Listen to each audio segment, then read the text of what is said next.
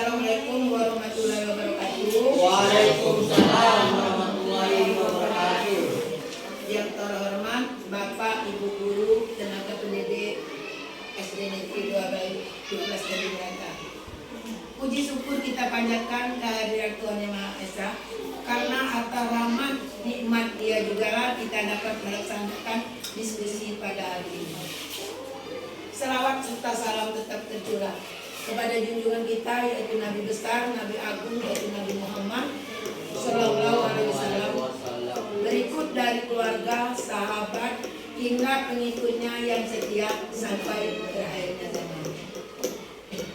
Bapak Ibu yang saya hormati, Bapak Ibu saya kumpulkan di sini yaitu dalam rangka mendiskusikan, yaitu masalah peningkatan kualitas pembelajaran yang ada di SD 12 Tanjung Raja ini.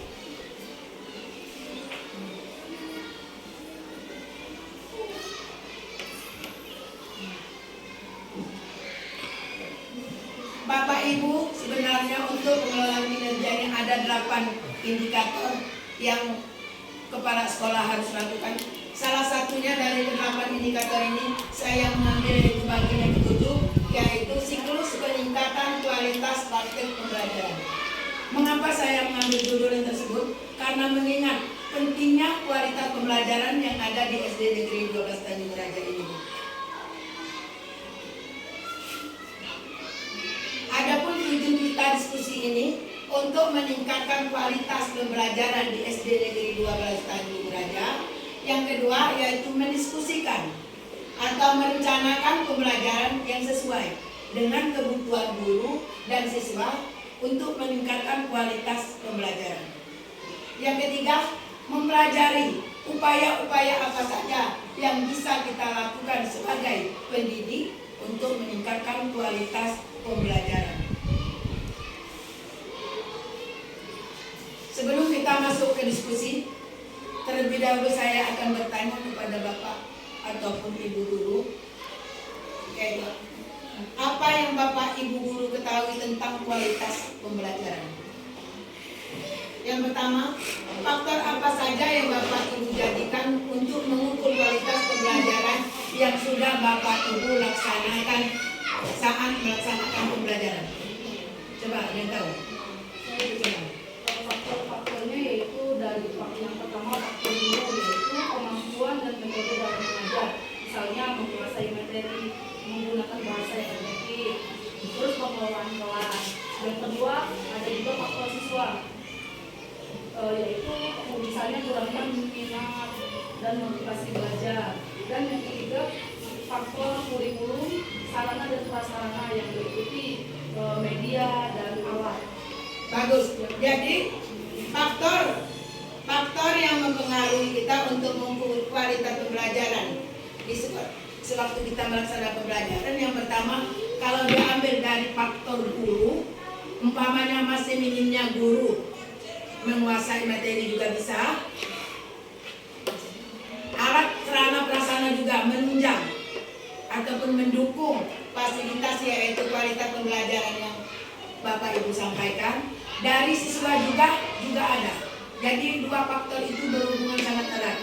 Dari siswa, umpamanya anak kita sewaktu kita mengajar masih ada yang belum bisa membaca, ataupun juga dari kondisi yang ada di dalam kelas kita bisa juga itu menunjang yaitu kualitas pembelajaran. Seberapa penting Bapak Ibu Guru harus meningkatkan kualitas pembelajaran? Apa penting atau tidak Bapak Ibu kita meningkatkan kualitas pembelajaran?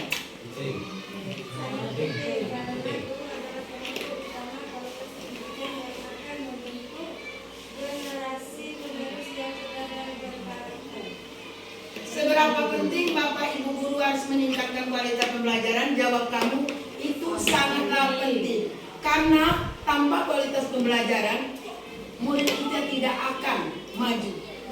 Oleh karena itu, seorang guru harus mampu memahami karakter pada anak didik. Pertanyaan ketiga, apa saja tantangan yang Bapak Ibu hadapi sewaktu melakukan kegiatan pembelajaran? Apa saja?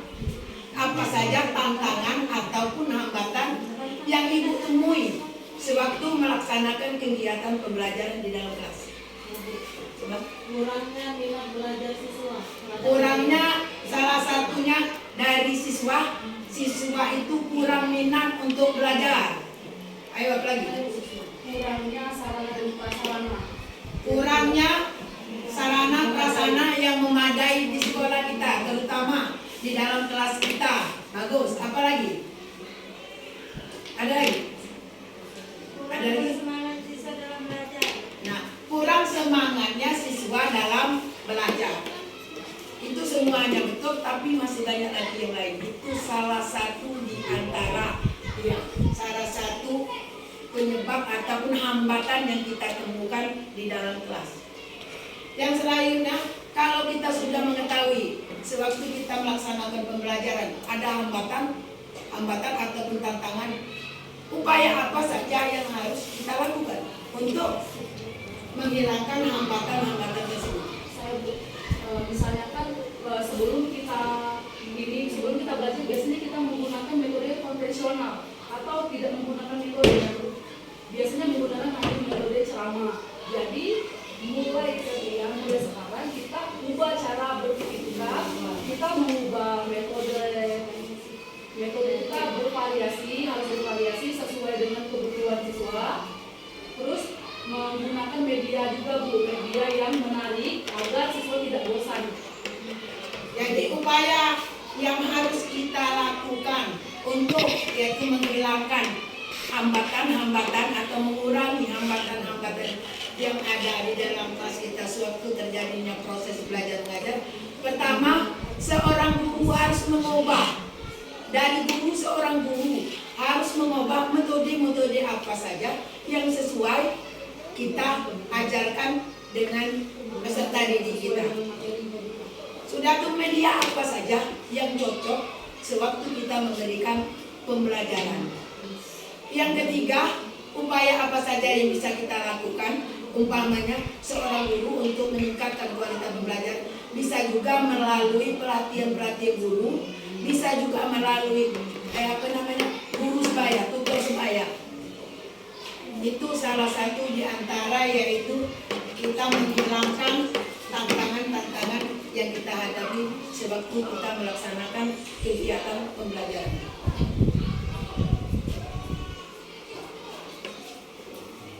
Adapun latar belakang saya mengambil diskusi ini yaitu siklus peningkatan kualitas pembelajaran. Salah satunya adalah melihat hasil rapor anak didik kita yang masih sangat tinggi. Kemungkinan dengan adanya diskusi kita hari ini, insya Allah nilai hasil rapor anak kita akan meningkat lagi.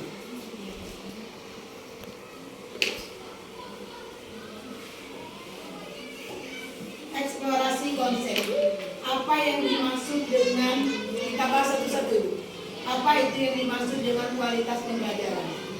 Kualitas pembelajaran dapat juga diartikan sebagai intensitas keterkaitan sistem, yaitu antara pengajar, siswa, kurikulum, alat media, yang nantinya dapat menghasilkan kualitas pembelajaran yang lebih baik lagi. Kalau tadi arti daripada kualitas pembelajaran, kita lakukan proses pembelajaran yang berkualitas. Itu proses pembelajaran yang berkualitas itu yang bagaimana Pak? Kalau proses pembelajaran yang berkualitas umumnya merujuk kepada interaksi antara pendidik dengan peserta didik, yaitu seorang guru melakukan pendekatan pedagogi ataupun kita mempelajari karakter-karakter seorang pendidik yang nantinya mempermudahkan kita untuk melaksanakan pembelajaran di kelas kita.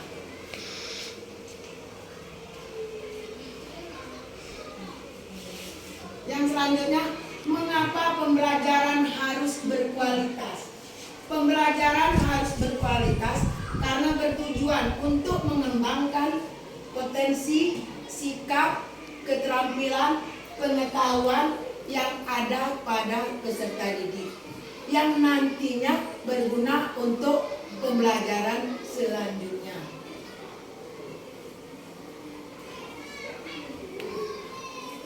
Yang selanjutnya ada beberapa faktor yaitu yang mempengaruhi kualitas pembelajaran. Yang pertama yaitu satu, perencanaan untuk proses pembelajaran yang efektif. Yang dimaksud nomor satu, perencanaan untuk proses pembelajaran efektif. Bapak Ibu yang saya hormati, sebelum kita melakukan kegiatan pembelajaran, terlebih dahulu kita merencanakan sesuatu apa yang akan kita ajar.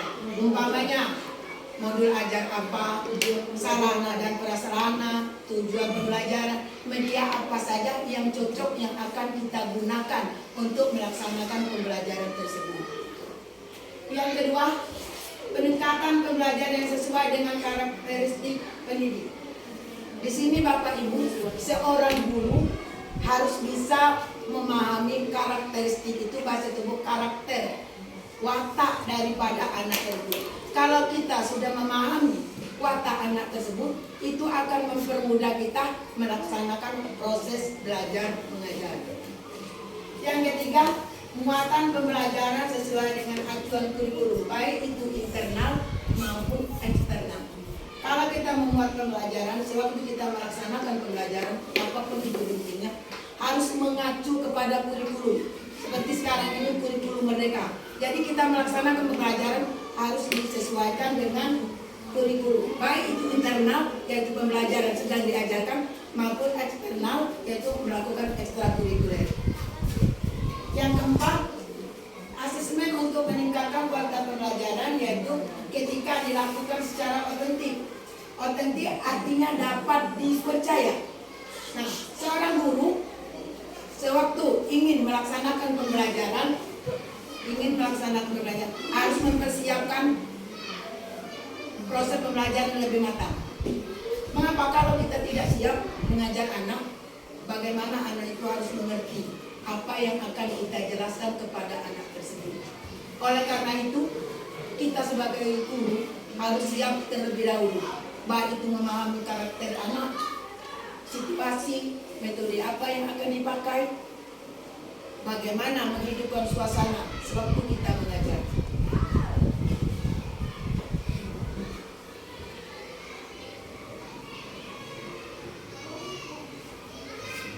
Kalau tadi faktor-faktor untuk meningkatkan kualitas pembelajaran, sekarang ada upaya. Upaya apa saja yang dapat kita lakukan selaku guru untuk meningkatkan kualitas pembelajaran? Yaitu yang pertama, kita pilih metode belajar yang cocok. Umpamanya di sini pembelajaran IPAS. Kalau pembelajaran IPAS itu mengenal masalah batang, akar batang dan tumbuhan, pilih metode JER. Apakah itu ceramah, diskusi, kira-kira yang cocok. Alat peraganya juga pilih yang cocok. Apakah itu demonstrasi atau apa saja. Kira-kira kalau mempelajari tentang IPAS, masalah batang, akar dan daun, itu yang cocoknya demonstrasi media, alat media langsung itu. Akar tunggang, itu mana akarnya? Akar serabut, mana itu akar serabutnya? Jadi intinya seorang guru, seorang pengajar itu harus langsung membawa alat peraga tersebut. Yang berikutnya, memaksimalkan fasilitas yang ada. Apa itu artinya? Memaksimalkan fasilitas yang ada. Tentunya di sekolah ini sudah ada fasilitas yang mendukung pembelajaran kita. Harus kita manfaatkan. Umpamanya, seperti sekarang ini ada proyektor. Anak-anak yang sudah bisa menggunakan proyektor, bisa itu melalui audio visual, bisa melalui penglihatan, bisa melalui pendengaran. Karena siswa itu biasanya mudah mengerti melalui dua cara, penglihatan dan pendengaran. Jadi alangkah bagusnya seorang bapak ibu guru menggunakan proyektor, karena di sekolah kita ini sudah ada proyektor. Yang ketiga, memanfaatkan media pembelajaran. Itu juga berhubung, memanfaatkan media pembelajaran. Media pembelajaran bapak ibu sudah ada, sudah banyak di sekolah kita ini. Apa saja di media pembelajaran, baik itu berupa gambar, bisa melalui proyektor, bisa juga melalui HP. Tapi itu harus selaku guru harus diarahkan. Bagaimana kita belajar melalui menggunakan HP atau melalui proyektor.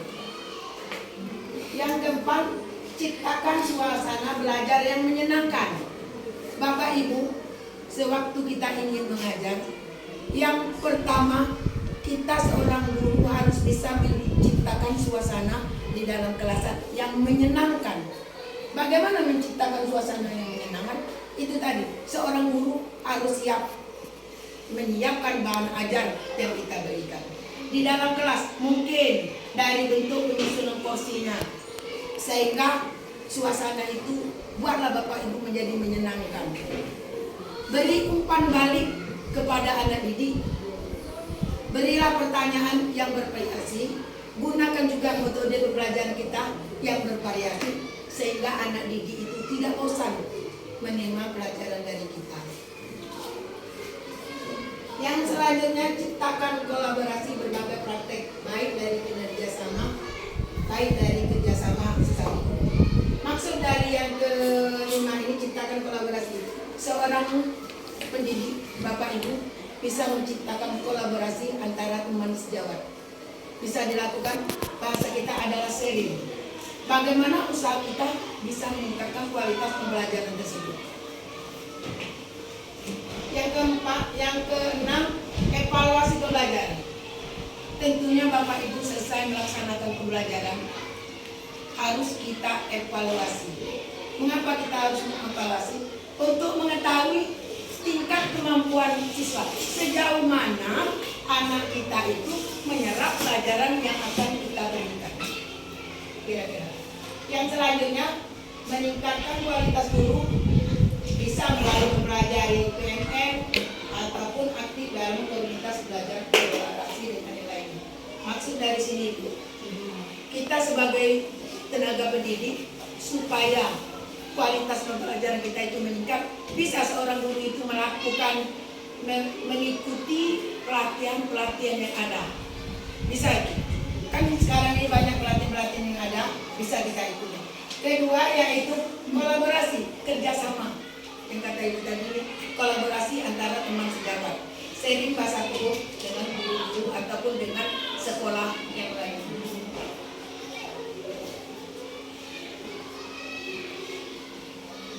Di sini ada ruang kolaborasi, yaitu satu, rencanakan pembelajaran seperti apa akan Bapak Ibu rancang untuk meningkatkan kualitas pembelajaran. Bapak Ibu, maksudnya daripada nomor satu, rencanakan. Itu tadi, sebelum kita ingin melaksanakan pembelajaran, terlebih dahulu kita sebagai pendidik harus siap terlebih dahulu. Yaitu metode apa, tujuan belajarnya apa, media apa yang akan kita pakai. Yang nantinya setelah melaksanakan pembelajaran, semuanya dapat diatasi.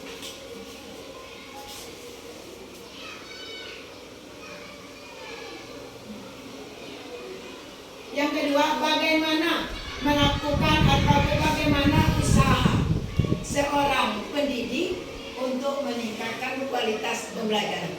Bagaimana seorang tenaga pendidik untuk meningkatkan kualitas pembelajaran. Kira-kira, bagaimana seorang guru atau tenaga pendidik bisa meningkatkan kualitas pembelajaran.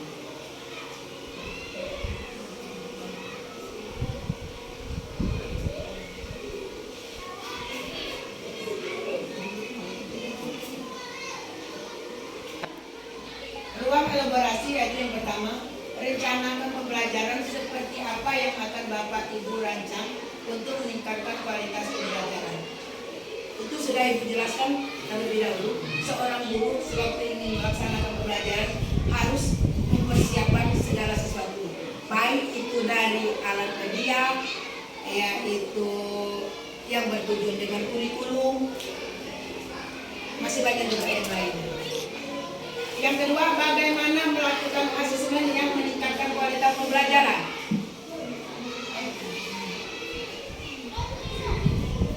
Yang kedua, kalau yang pertama tadi sesuaikan dengan kebutuhan guru, peserta didik, karakter sekolah, tujuan pembelajaran. Yang kedua, asesmen yang kedua yaitu berkualitas adalah ketika dilakukan secara otentik. terbuka yang dilakukan secara bertahap mulai dari pengumpulan data, pengolahan data, dan pelaporan.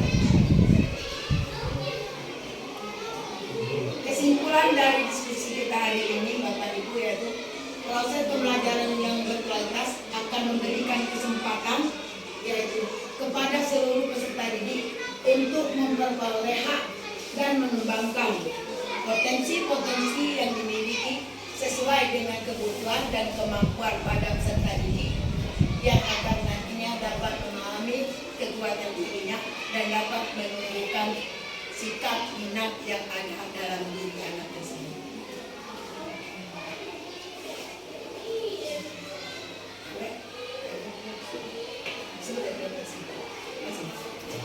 Oke, nah sudah Ibu jelaskan masalah diskusi kita hari ini yaitu ada refleksi sedikit yaitu bagaimana perasaan Bapak Ibu setelah mengikuti kegiatan hari ini.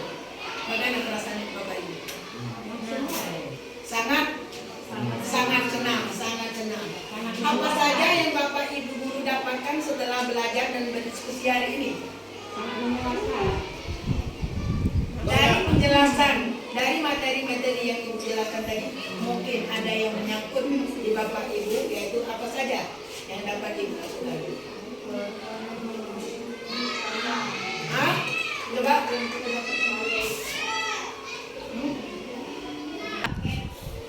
Apa saja yang Bapak Ibu guru dapatkan setelah mengikuti diskusi hari ini? Apa saja yang Bapak Ibu dapatkan? Coba, Bapak Ibu.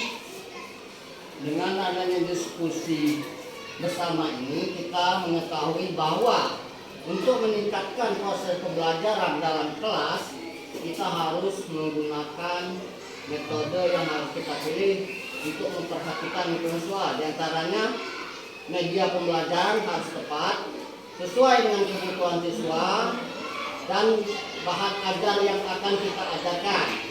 Kedua, metode pembelajaran harus bisa menyenangkan bagi siswa agar bisa terjalin antara diskusi guru dengan siswa dan banyak antara lainnya yang mungkin Bapak Ibu lainnya bisa menjelaskan lebih lanjut. Baiklah Bapak Ibu, akan saya jelaskan lagi. Bagus sekali jawaban dari Bapak Asrun, yaitu apa saja yang Bapak Ibu guru dapatkan setelah belajar, yaitu mengikuti diskusi hari ini. Yaitu pertama, berarti seorang guru harus mengubah metode pembelajaran sesuaikan dengan materi yang kita ajar. Seorang guru harus menggunakan media yang tepat sewaktu melaksanakan pembelajaran. Yang ketiga, seorang guru harus mempersiapkan diri terlebih dahulu untuk melaksanakan pembelajaran. Yang keempat, kata Bapak Asrul tadi ini, harus kondusifkan di dalam kelas waktu kita mengajar. Yang berikutnya, hal apa yang akan Bapak Ibu guru lakukan setelah mengikuti kegiatan ini? Coba. Saya mendengar diskusi tadi, yang akan saya lakukan yang pertama yaitu memilih metode yang tepat dalam pembelajaran. Jangan memakai metode yang monoton, misalnya metode ceramah, terus sekali-sekali kalau kata Ibu tadi di pas tadi kan kita bisa pakai metode apa? Proyek, demonstrasi, memakai media yang abstrak. Ada lagi yang lain? Coba sebelah situ ada yang ingin menjawab? Yang lain ada yang menambahin? Coba. Menurut saya hal apa saja yang Bapak Ibu guru lakukan setelah mengikuti kegiatan ini? Saya pertama sekali mengoreksi modul ajar, misalnya lebih kepada tujuan pembelajaran kita lebih disesuaikan dengan kebutuhan siswa agar tercapai tujuan pembelajaran yang diharapkan. Intinya Bapak Ibu, dari beberapa jawaban Bapak Ibu guru memang semuanya benar, tapi saya rangkum dari jawaban-jawaban Bapak Ibu guru yaitu yang akan Bapak Ibu lakukan setelah melaksanakan diskusi ini, yaitu yang pertama mengubah metode pembelajaran, yang kedua gunakanlah media pembelajaran yang sesuai dengan materi yang kita ajarkan, yang ketiga yaitu materi yang kita ajarkan yaitu mengacu kepada kurikulum. Jangan di luar kurikulum. Nah, hanya itu yang dapat kami sampaikan. Terima kasih atas perhatiannya. Assalamualaikum warahmatullahi wabarakatuh. Waalaikumsalam.